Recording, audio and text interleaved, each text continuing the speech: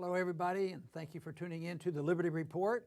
Co-host today is Daniel McAdams. Daniel, good to see you. Good morning, Dr. Paul. Very good. Just recently, there was an article out of the San Antonio Express, and it was motivated, I think, because there was a soldier that killed somebody and then killed himself. So it was suicide, murder and suicide, and they were military people. So this is an article that he wrote dealing with suicide of veterans. And the title is Military Suicides Top Iraq Deaths. And I think we've talked about this over the years, about how serious suicide is and, what might be the motivating factor of why they are committing suicide. And I think the evidence is pretty clear. There was one statistic that showed that the suicide rate on military people before the Iraq War was 30% lower than all Americans. Wow. And now there's a lot more. But the interesting thing about this article and a few others have been creeping in is to dispel what they consider as a myth that being in combat and fighting these wars, which some of us think are ridiculous and illegal and immoral and unconstitutional, that has nothing to do with it. Combat has nothing to do with it. So they're coming up and they're working these statistics to show that some people commit suicide even though they have not been in combat, which may well be true. But this is the theme. But could you accept the fact that our government might fudge the figures in order to portray a policy that says that war doesn't cause problems when these soldiers come home? Yeah, it's hard to justify the era where they were 30% lower than the population. You think about what it was like then. People would join the military reserves. They would be weekend warriors. They would train and everything. They would get a little bit of extra pay, 1 weekend a month, 2 weeks a year. It was sold as a great part-time job where you can work for your country and make a little bit of money. And what happened when the Iraq War and all these wars started is these guys were all snapped up and sent to multiple deployments overseas for an extended period of time. So I don't think you have to be a rocket scientist to see the correlation between the two. I think most people would have to admit war is a horror, and people have bad feelings about it and bad results from it. But I think there's a big difference between coming home from a war that they have concluded, which many military people did. After they were there, they said, this is not a good war. These people didn't do anything to us. We're 6,000 miles away from home. We're seeing civilians die, and they haven't attacked us. And then they come home, and that's disturbing. That, to me, I think would be a lot different than if we were fighting a defensive war.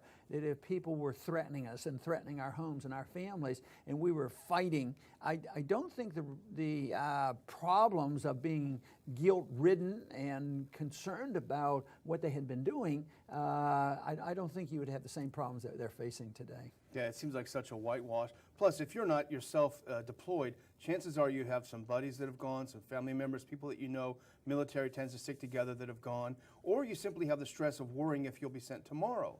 But, I think to reply to this whole idea of, probably government doctors saying, hey, it has nothing to do with the wars, we were just watching a video before the show started, and this has been kind of a sensation on the internet, and we can't play it because the soldier was obviously very upset and used some language that we don't usually use on this show. But it's interesting, he was coming back from, he said, yet another suicide prevention video class.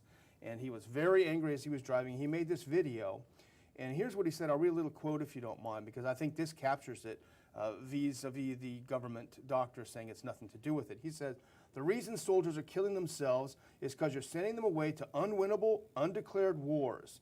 And when they get back, what do? You give them 5 bottles of pills. What do these 5 bottles of pills have as a side effect? Suicide. Nobody wants to talk about that in the military.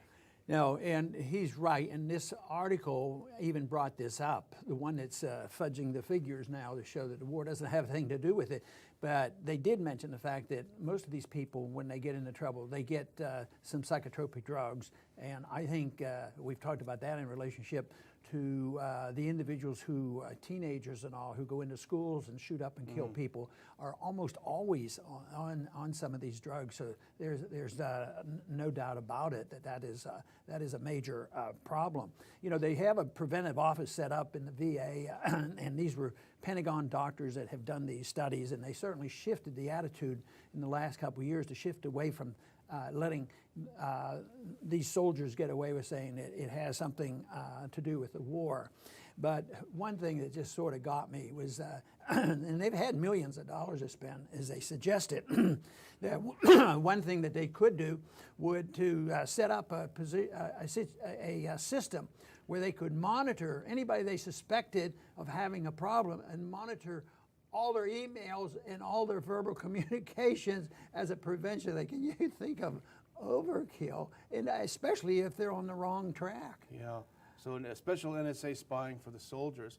You know, Adam Dick, the senior fellow at the Institute, has written several times about the moves to try to prevent military veterans who may have some psychological problems from exercising their Second Amendment rights too. So this seems to be yet another attempt to take rights from them that they're supposedly fighting for overseas. Right. You know, and another, summary of their study, they said that when they were studying to make sure, they don't mention war as a problem and guilt as a problem, this sort of thing. They say, well, we found out they have stressful lives, they have negative beliefs, negative emotions, physical complaints, and they can't cope. And this adds up, well, they might commit suicide. I mean, that is so far removed from the fact that, something happens when they go over there and when they come back, but they still are locked into this whole idea. I think it's orchestrated because for so many years, it was more or less assumed that the stress of being in war was the significant cause of this. Now you have several articles, and this is a brand new one that just sort of, I think this was a study, even another study a month or two ago that said they've concluded, that the fighting and combat has nothing to do with this, and these other factors, these weaklings, psychological weaklings, that's their problem. Blame the soldiers. Right. But look at the statistics for the drone operators who are sitting in New Mexico. They're not on the battlefield. As I understand it, their suicide statistics are comparable to those that are in the field. So it might have something to do with what you've said all along, this moral problem of engaging in a war that's not a war of defense or a war of survival. This problem we're facing now and talking about is not a brand new problem. I don't think it was discussed that much after World War II because World War II attitudes were a little bit different because it was not seen as us as the aggressor, and that was different. But whether it's Korea or Vietnam or Persian Gulf, there's been a lot of complications from it, but our government tends to hide the problem. For instance, I was very much aware medically as well as being in Congress about the Agent Orange, and governments deny it. No, that's not a problem. We don't have to take care of you. That's not service related. And then you had the Persian Gulf War syndrome, people suffering for all kinds of things, pollutants and too many inoculations. And no, we push them aside until later on they finally admit the problem. And that was something, back when we were on Capitol Hill, I handled the Veterans Affairs for you. And so many of them came in and said, I've had a heck of a time getting approved for my Agent Orange. We had some great people down in the district who would help them tirelessly. But I think this may contribute to this sort of psychological demise. You're told you go in there, you'll be taken care of, and then you've got to fight for every little thing. You're looked at as if you're somehow a burden.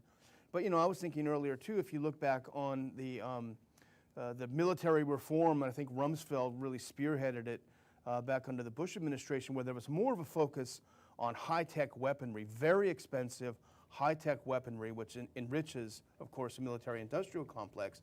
And I think the actual warfighter, the actual soldier, has been downgraded in value compared to these high-priced gadgets that don't work very well. So I wonder about the psychological impact of being viewed as more of a burden on the system, being a warfighter, than as a job creator, the F-35 or something. Right. I think that may well be the case. But in many ways, it's related to the effort by our government to make sure nobody believes that there is such a thing as blowback.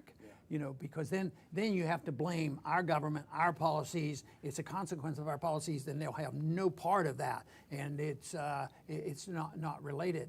And now I think they're doing the same thing here. It's not the war itself, and it's not us being there, but that we have some responsibility for it.